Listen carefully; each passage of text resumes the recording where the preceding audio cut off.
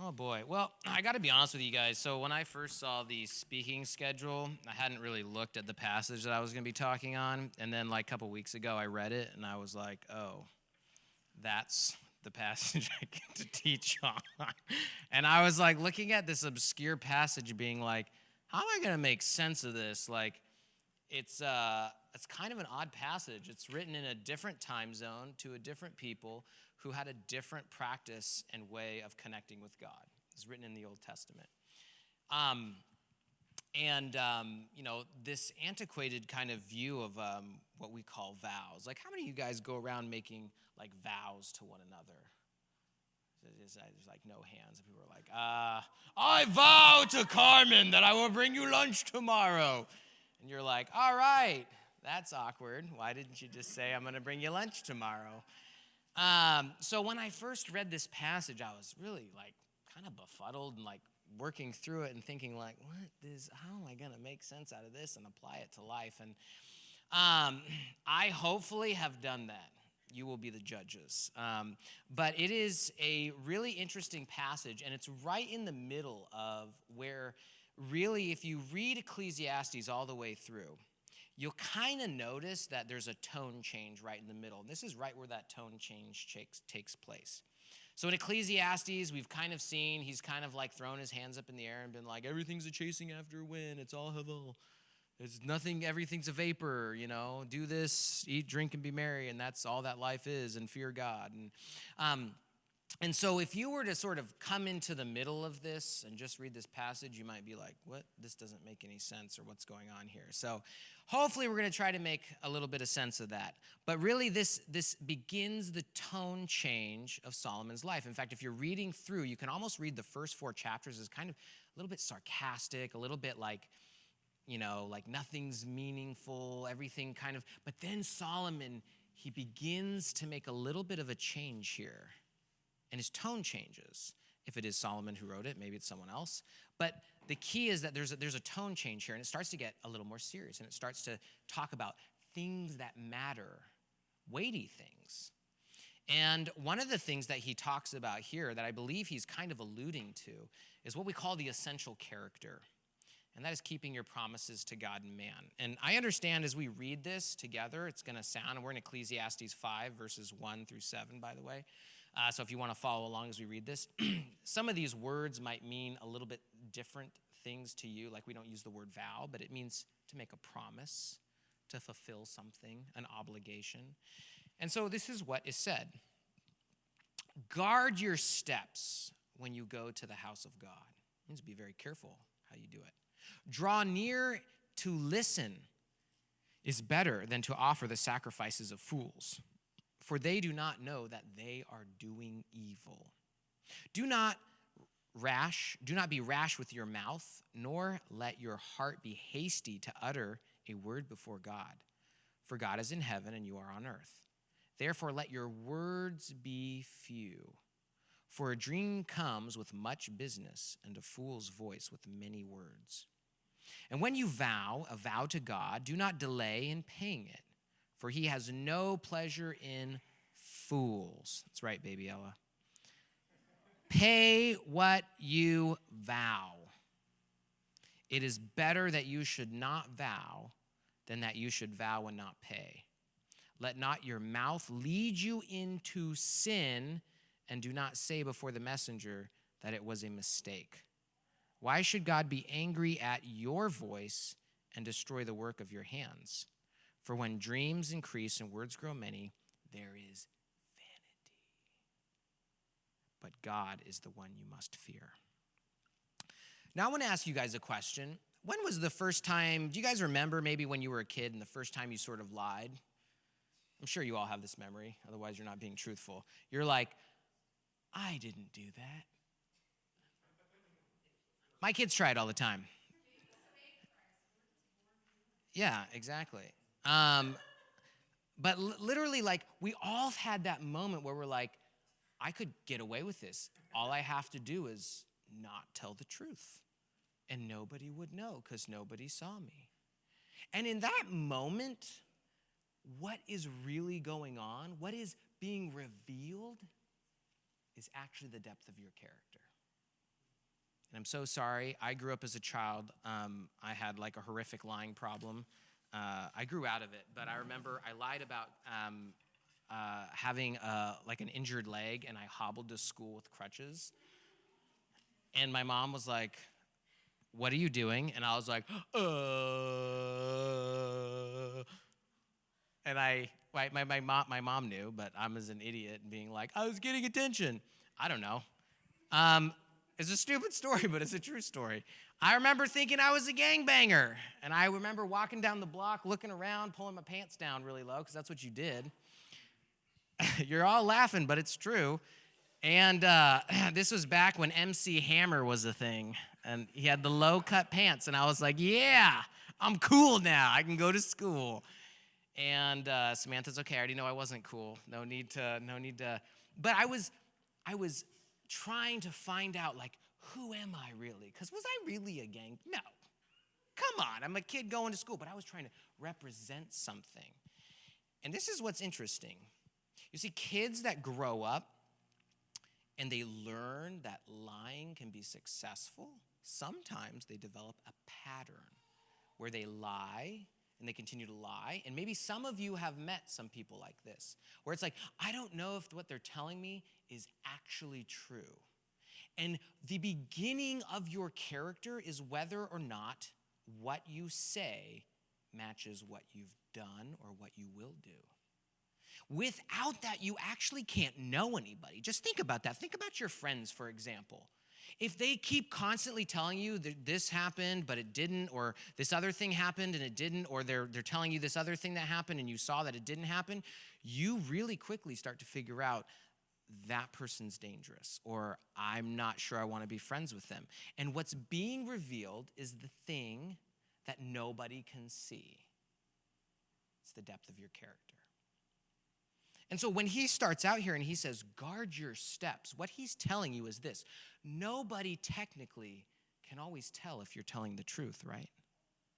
How do you're going to go around even with a lie detector test and constantly test somebody? No. The reality is we take it for granted that when people speak to us, what they are telling us is true from their perspective, right? It's the most accurate way that they think about it.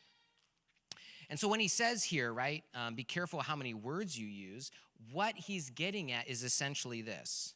The beginning of your character is defined in part by what you say and then what you do. And oftentimes when those things don't match, and guess what? Sometimes it's, I made a promise to go to somebody's birthday party, my car broke down, I couldn't go there. That's not what we're talking about. We're talking about like, I made a promise to go to the birthday party, I don't really want to go because that loudmouth Richard is there and he's probably going to talk to me. And I really don't want to do that, so I'm going to stay home tonight, even though I'm going to disappoint my friend. There is setting up there a character trait. And at the beginning of a character trait, you can't really know anything about anyone unless what they tell you is true. So, if you think about the essentials of what a character trait is, it starts with the idea that what someone tells you is what's really going on. In fact, one time I remember this girl came to me in a frantic craze at Willamette, and she was just so distraught because there was this person in the dorm, and they had written all these horrible letters about taking their life, and everyone was so confused, but nobody knew who wrote the letters, but somebody was going to kill themselves in the dorms, and there was this hysteria, this panic. And here I am as a fresh intern at Willamette being like, let's finish, sure, let's figure this out. And then, like 2 weeks later, the bombshell came out. The girl who was hysterical about it was the one who wrote it, and she just did it for attention. Her roommate promptly moved out and never spoke to her again. To put it lightly, that was a bombshell that destroyed their relationship. It also probably destroyed her character to that person. But the good news is that person is now one of the most truthful people I know. She lives in Colorado. But it took a life event like that of seeing the damage, seeing what not having that essential character trait means. And you see, one of the reasons that I think is so interesting here that he starts with your promise to God is this. What does Jesus say is the greatest commandment? You guys are familiar with this? There's a man who comes to him and says, "Teacher, what is the greatest commandment in the law?" And he's really hoping to catch him out. And Jesus replied, love the Lord your God with all your heart, soul, mind, and your strength. It's Deuteronomy 6:5. And this is the first and greatest commandment. And the second is like it. Love your neighbor as yourself. All the laws and the prophets hang on these two commandments. You see, what's interesting here is that in this passage, he starts with your vow to God, which is pretty interesting because technically, how many of you can see how you love God? I don't know what you do when you go home. I don't know what you say or think about other people. Maybe you think I'm an awful, horrible person. You just are never going to say it to my face, right? And yet, the way you love God is reflected in what? The way you love others. And so there's this interesting thing here that's going on that, you can talk a lot, you can have lots of words, you can say all sorts of things, but the reality is the evidence is in how you love others. And in some sense, if you're wordy and you're not keeping your vow or your promise to somebody, then you are living essentially a lie. And I want to tell you a story one time, another fun story from my youth. I was a skateboarder. Many of you would find this odd. My friend Donsky had a huge mohawk, lots of colors. They got into all sorts of drugs and everything. And anyway, I was an overweight kid, and I remember going to the skate park one time, and I had a disagreement with my friends, Donsky and Tim. And they did this awful thing to me. These were my friends. They stole my skateboard, and they laughingly went up to somewhere really high that I couldn't pull myself up on, and they sat there and made fun of how fat I was, that I couldn't pull myself up. They were like, "Oh, you can't get up here." And then later, when I finally caught one of them down below and I yanked my skateboard from him, someone came up and sucker punched me in the back of the head. And then as I turned around and there was all these people, I said, "Who punched me?" And all of these people who were considered close, somewhat friends, they all froze. And not a single one would spit out who sucker punched me in the back of the head, which I was bleeding from, by the way. Not a single person. And what's interesting about that story is that was the first time in my mind that I began to realize some people don't care about telling the truth if it means it might hurt them. In that moment, there was something else more powerful than the character of wanting to tell the truth of somebody who just sucker punched someone for what? Grabbing their skateboard back? Yes, kids are petty. But I want you to think about that for a moment. That was an epiphany to me of they literally will not say. My son this last week, one of his friends had a 10th grader steal his bike, take it down the road, scratch it up with it's an expensive mountain bike, scratch it up with a knife, and all this stuff, and they know who did it. And my son goes, "Why don't you tell your dad?" And he goes, I don't want to get him in trouble. I don't want to deal with the repercussions. Probably because he goes to school with him is what I'm guessing. But my son was like, "Why wouldn't he want to do that? It's the truth. It's being honest." He's not being mean about this kid. He's being honest about him. And so one of the things that made me realize something is that character is something that combats social pressure. Character is something that combats social pressure. Because oftentimes, whether or not, and maybe you've never been in this situation, but whether you will tell the truth in a situation or won't, it might have to do with whether or not something bad is going to happen. It might have to do with how much you're going to be accepted. It might have to do with how much someone is going to look down on you. There's something at risk there. And the beginning of character is knowing that you will not walk away from the risk of that in order to maintain character. And that's why I say it's the beginning of character. It is the essence of it. Because without it, there is no other type of character. There is no upholding justice. There is no being truthful if what you say does not follow through with your actions or is not accurate to what's going on. You see, character, it can't be faked. You can try. You can do all the motions. In fact, that's part of what's going on in this passage.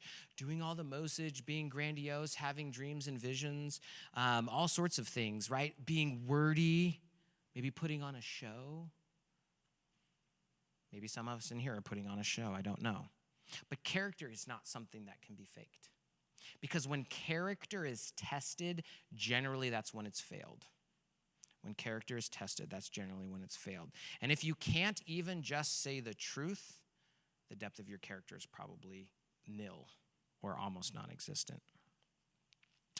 See, if you're swayed by acceptance, whether it's received or not received or other motivating factors, then what's happening in your decision process is not based on your character. It's based on the reward or not getting punished. That's going to happen. So, Luke 16:10, Jesus tells this little tiny statement, and I think it holds true in life. If you are faithful in little things, you will be faithful in large ones. But if you are dishonest in little things, you won't be honest with greater responsibilities. And I think this holds true whether it's in your life or whether it's in someone else's life. The little things matter. As I told my son one time, I said, you will be in much bigger trouble if you lie to me than if you just tell me the truth every time. So if you lie to me, you're guaranteed to have a worse punishment than if you just told me the truth. Because I'm someone who can be trusted. I'm someone who can work through with you. And there's literally times where I've watched them be they tell a white lie and you can sit there and you can tell they're like, oh, now I'm trapped. I've said it. What do I do? And they sit there and they process and they think and they're like, and then you're like, is that what really happened? I mean, you can always know when hope gets in there and is like, is that what really happened in mom tone? Then they're like, well, I mean, not exactly. And then they're like, what happened? For example, when someone gets knocked off a bed, clearly something happened, and then we hear, no, nothing happened. No, it's fine. Don't worry about it. It's good. Someone's screaming their head off, and we're like, no, what happened? Nothing. Well, we heard someone fly out of a bed. No, it's good. It's good. No, nothing to see here. And yet we know, right, in those little things, this is why character development matters. This is why we're like, guys, you've got to tell us the truth. Because lying in the real world will not get you far. It will not get you far. And as we're going to see a little later, and I'm sorry if I'm going to be a super Debbie Downer, I'm going to share with you a super sad story, but it has a good ending. And so this little thing development, it really matters in the way that we do life. And I don't know when the last time you've thought about, am I honest with God?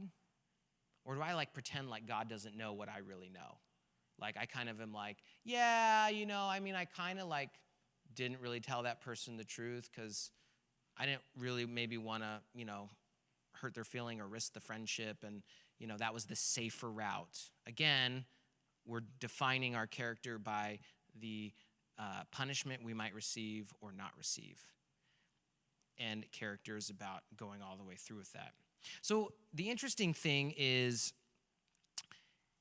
in character development, you kind of have to have this grit. And this is I think what he is getting at here. Don't speak lots of words. Don't say a whole bunch of stuff.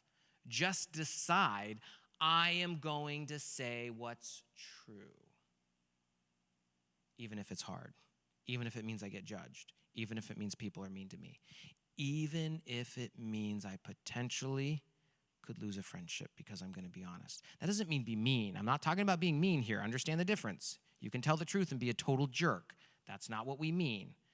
What we mean is just totally yeah, I'm not going to tell you what's actually true. Or my words aren't going to follow my actions. And what this does is this builds a pattern in our lives, and you guys have probably already thought about this, of reliability. Who's reliable in your life? And I would argue that the safe people in your life tend to be reliable. You tell someone something, and all of a sudden everyone knows it, and you're like, how did that happen? Probably not a safe person. Probably not someone that you're going to be like, I'm going to tell that person more stuff. No, you're going to be like, I am not telling that person that. And honestly, if you've ever had that happen to you, the amount of distrust and almost disgust in you is it's real. You're like, how could you? I told you that I gave you. It's almost like you give them a piece of who you are. And what did they do with it? And so if you want to if you want to have the beginnings of the essential character, you need to build a pattern of reliability. It doesn't mean you'll be perfect, because I'm not perfect and I haven't done this perfectly. I'm going to be honest with you. But it means that's what Solomon here is getting at. The idea that as you make a vow to God, it's better literally that you didn't even say it than if you did. Jesus in Matthew chapter 5, verse 33, he says it like this. And it's very similar, but I really love the way he says it. He says this, "Again, you've heard that it was said to those of old, 'You shall not swear falsely.' In fact, one of the 10 commandments is do not bear false witness against your neighbor." Don't do it, right? You said it to those of old, "You shall not swear falsely, but you shall perform to the Lord what you have sworn. But I say to you, do not take an oath at all, either by heaven, for it is the throne of God, or by the earth, for it is his footstool, or by Jerusalem, for it is the city of the great king. And do not take an oath by your head, for you cannot make one hair white or black," literally meaning you can't control what happens. "Let what you say simply be yes or no. Anything else more that comes is from evil." And there's this great idea here of like, don't make promises you can't keep. It's better to just not make a promise, right? And this in the adulting sense, when we think about this as adults, you're going to have to, and I have done this too many times, which is why I don't do it anymore. I've made promises to my children, and guess what? I didn't keep them. And my children very, very much point this out to me. They're like, but you said, Dad, you told us that you were going to.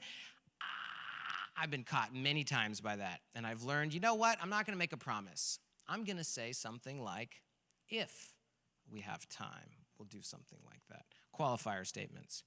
But I think one of the interesting things about the way that we can sort of apply this, and honestly, like a lot of you that I know aren't like this, but it is something that's defining of the millennial and Gen Z generation. And it's FOMO, the fear of missing out. How many people have heard that term? Fear of missing out. How many of you have experienced where you're like going to something and you're like, oh, but this other thing came up. Now maybe you didn't make a promise to go to the first one. So maybe in that case, you're off the hook. But you like made a promise to go to this one. You're like, but the other shiny object is there. Oh, and there's that person. And Richard's not at that one. And I really want to go to that one instead of the other one where he's at. You can hear about my Prius. But I will defend my Prius to the death. But one of the things that is so important is as you grow into, here we go, we're going to use the word adults, right? Being adults, being mature, even Christians. The idea is that our words, as much as we can control, accurately reflect our actions. Now, you will fail in this. This isn't saying that if you ever break your promise, you're the worst horrible being in the whole world. No, there's forgiveness for that. But what it does mean is I want you to think about the kind of love that Jesus, when we took communion here, that he displayed. See, Jesus said something. He said, I love you, but he didn't just say the words. He was willing to suffer. He was willing to willingly give up his life, as it says in Philippians 2, and say, nail me to the cross for something I didn't even do. He's an innocent person. He should have never died that death. He was someone who said, go ahead, hurt me, because I want you to see what love looks like. And I would ask you this, if Jesus has that kind of character, what kind of character do we have? Do we have anything that resembles that, where we have the grit to bear something out? If someone comes out and says all sorts of nasty things about you, how do you respond? If someone comes out and you lie about them, or you just don't want to tell the truth because it could mean something bad, like your reputation is hurt, or you're going to have to go through something messy. And I've had these thoughts before, right? Like, I'm like, what happens if I'm driving along and someone gets into a horrible accident, and then do I stop because I'm now a witness, or do I keep driving? I know you're like, wow, Richard, that's horrible. But I'm serious. I've had these thoughts. Like, what do I do in that situation? Well, character tells me I should stop because my testimony could mean the difference between an outcome in a horrible situation. Could mean that something is rightly decided. You see, character, it matters because truth matters. And when we shy away from the basic idea that telling the truth or being an honest person or doing, being honest about what we do know or what we don't know, it actually can really hurt people's lives. And I think the pivotal mark, maybe none of you have experienced this yet, okay? You're somewhat younger, but there's going to come a time when your character is tested. When the idea that you can say whatever you want, right, to God, because that's the idea, or you can say whatever you want to someone else is actually tested. Do you love God in the same way that you love man? And so what he says at the end there is, don't let your mouth lead you into sin. Your words can lead you astray. And so when you make vows, when you make promises, when you make commitments, when you talk to somebody, commit to being truthful about what you say is gonna match up with what you're going to do, as much as you can control. So, I want to bring up a story here. I don't know if I think I'm doing well on time. Yeah, sweetness. I got a 5-minute video here. If it'll play, if not, I can just tell you the story out loud. But this is an example of, you might think, a lot of this stuff is like, people make a big deal out about that. But I want to be honest that being a person of character, it really transforms someone's life. Go right ahead. Gone in the blink of an eye. It happened to Brian Banks when he was just 16 years old. Take a look. Football star Brian Banks dominated the field as a high school linebacker and had accepted verbally a full scholarship to USC. But then the unthinkable happened when he was accused and convicted of raping a classmate. I was a 16-year-old boy taken away from my mom, my freedom, my football team, my family. July 25th was the first day that I stepped foot in Chino State Prison. That's how I spent my 18th birthday. Although Brian always maintained his innocence, he says his lawyer advised him to take a plea deal. Brian spent 5 years in prison and another 5 years as a registered sex offender. When his accuser tried to reconnect on Facebook nearly a decade later, she confessed to Brian and his legal team that she had lied.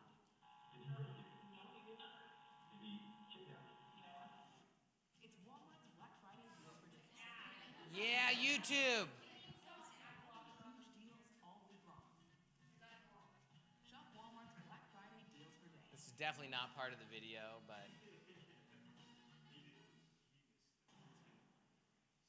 Please welcome Brian Banks. This story makes my heart ache. It makes my heart ache. Yeah, still hurts mine too. You served 5 years in prison for a crime you did not commit. Yeah. And the future was so bright for you when she made that false allegation. Yeah. When she contacted you after you'd served your time, you'd already gotten out, when she contacted you, what do you think she wanted? That's still something that I can't really put a finger on. I know that when she initially reached out, her words were she was hoping that we could allow bygones to be bygones, that she was very immature at the time that she made these allegations, but could assure me she was much more mature now, wanted to hang out, wanted to try and rekindle something that never really existed. It was as if she was oblivious to what had actually happened and what her lies caused in my life. Back when you were in high school, you had a consensual sexual encounter with this woman in a stairwell, Yeah. which she later said was rape. Right. Then, not only did she accuse you criminally, but her mother and she sued the school Right. and won a $1.5 million judgment. It was a settlement. The school district made many attempts to contact my attorney to join in